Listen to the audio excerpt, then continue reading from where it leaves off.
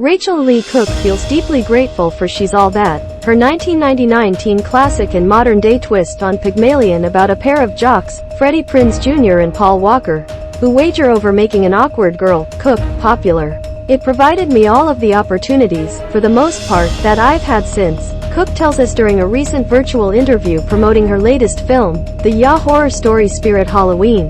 The movie, watch above. So I will never have anything but positive feelings about that movie.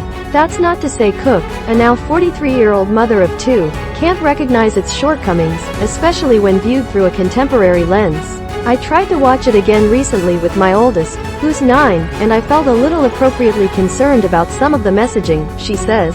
There's some really conspicuous body-shaming comments and things like that just wouldn't fly in the movies today. The film's outdatedness is part of the reason Cook signed up for He's All That, Netflix 2021 gender-flipped version of the story, playing a mother to Addison Rae's teen wagerer. It was important to sort of change that narrative, Cook says. As we talk She's All That and He's All That, Cook's 9-year-old daughter Charlotte, the one who just saw her mom's most famous role for the first time, crashed our interview and gave us her take on the 1999 favorite.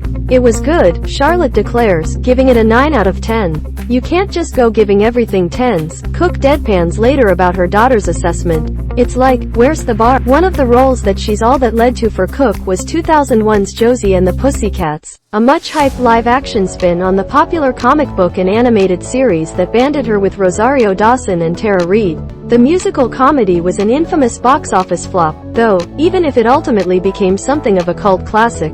It got its due well after the fact, Cook says. We all felt great about the script and the movie that we made, and wow, did it faceplant. I think it was just marketed a little bit off. I think it was marketed to a much younger audience, and I think grown-ups or people in their early 20s thought it was a kid's movie. I will never know where exactly we put a foot wrong with that. But I am so proud of that movie. Cook says she was deeply affected by the film's misfiring at the time. You definitely bear the brunt of financial box office failure. That translates very directly into what roles you can get next, she says.